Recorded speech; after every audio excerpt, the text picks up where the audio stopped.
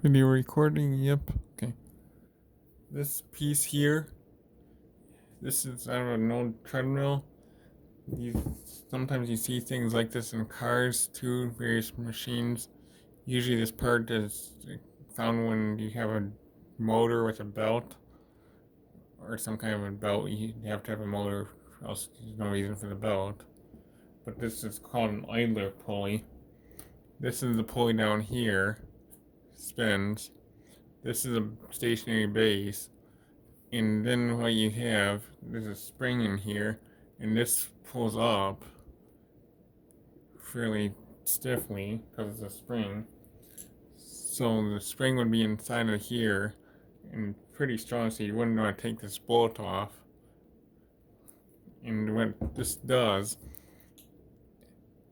is normally you would have a motor, like say over here, driven piece over here somewhere, and this would sit on usually the outside of the belt, and this spring pushes down on the belt, and that then puts tension on the belt, and that then keeps the belt tight so that the wheels, the driven wheel and the driving wheel, both spin properly, and the belt's tight and it doesn't burn out or slip or anything. You'll see this a lot in cars, sometimes on other things too.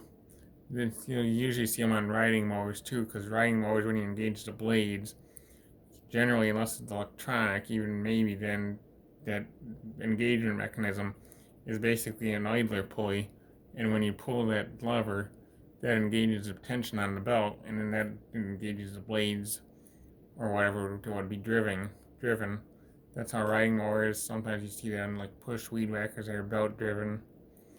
Sometimes you'll see things like this on power tools too, like big table saws or things like that. But sometimes, usually those smaller things, they don't do this.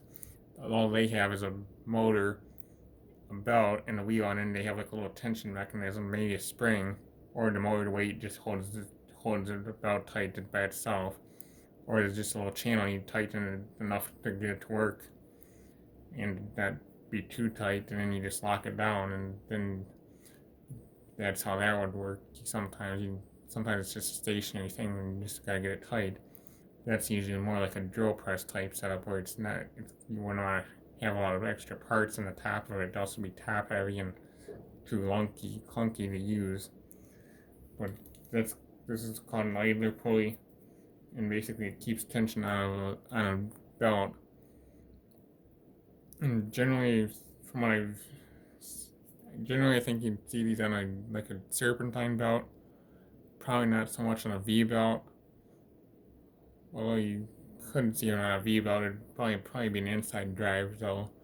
Instead of like this push on the outside, which is fine on a serpentine belt, you'd probably have an idler pulley that's pushing on the inside and pulling down on the inside on a V belt.